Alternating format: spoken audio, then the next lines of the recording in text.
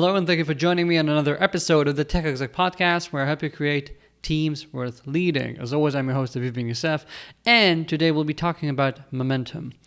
Before that, this is the last reminder because this is coming out like 2 days before I will have my regular free live stream where we're going to talk about this time on cracking productivity, how to help your team improve even faster or help you get out of a situation where you can't seem to improve for too long. So if you want to learn more about that, check out the link in the show notes because you're going to find out how to register. There are 2 different times, so you're very lucky to be able to join live and ask some questions. But even if you cannot make it, by signing up, you're going to get the recording. So do that.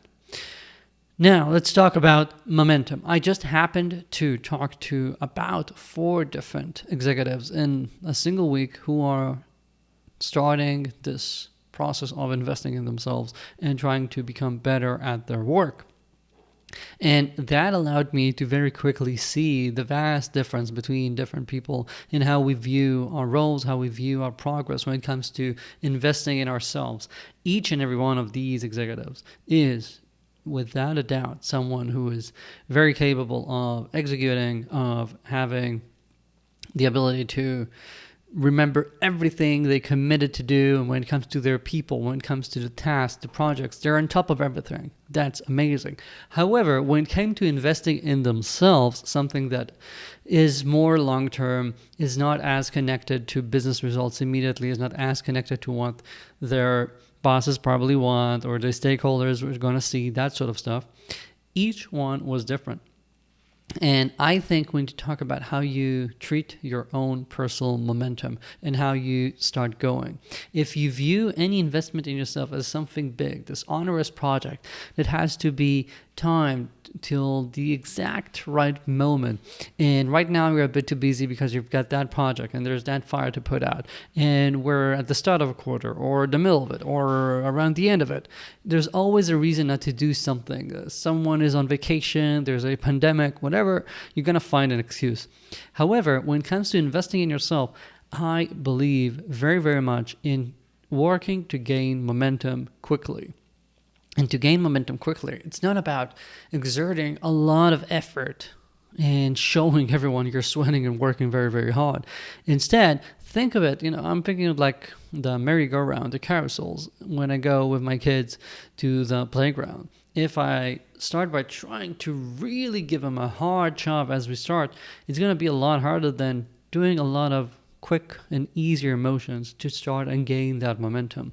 And before you know it, they're dizzy and want to throw up. But when it comes to you, you're not going to be dizzy. You're going to be amazed at how fast you're moving. And this is what we want to do. Did I just have a weird LinkedIn sort of transition from what going with my kids to the playground has taught me? I'm sorry if that's what comes across. Not my intention. Anyway, what we want to do is to start giving a little effort daily. And this is something that I have seen work essentially every time that we do it. When I work with people, if we talk about what are the daily little things that you can start changing in order to start gaining this momentum, in order to start seeing how you invest in yourself, these things essentially become easier. They become habits, they become things you don't have to think about, and essentially become the foundation of yourself on which you can then move on to the next thing. And that's how you gain momentum. Momentum in self-growth is not about moving faster. It's about having so many of the things that are right now hard or strange or foreign become things that are second nature, things that are automatic, and then you can move on to the next things. That's how your momentum is going to look like. So, to keep this episode short, let's talk about how you can start gaining low momentum. For example, can you start by trying to end meetings 5 minutes earlier so that you get a breath in between and you can take your notebook and write your thoughts?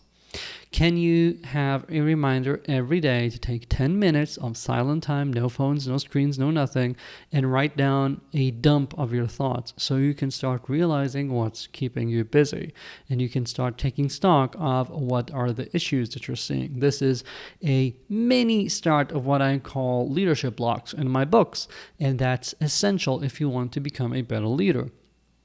A different way of getting momentum would be deciding to count how many times a week you speak up or you have an interaction with the product to actually gain product mastery or maintain it. You check how often you give people feedback when it comes to your mind. So at the end of every meeting, check a little line saying, did I do well or not? See if you're making progress. These are tiny, tiny things. And of course, it's easier if you have someone like me to be your accountability partner and ensure that what you're doing is right, giving you feedback, etc. And yet, even just doing so with yourself is just so tremendously useful, and I recommend doing that because as you start doing it, as you start gaining the momentum, you'll see that within 2 weeks, a lot of this becomes second nature, things you don't really have to think about. And then you can start making things a little harder because that's how we grow. So I want you to think about right now what's going to be your commitment for the rest of the week. How are you going to start gaining momentum and investing in yourself? One little thing could be making 3 minutes of your time to be used in my free live stream. So how about that? We just came full circle.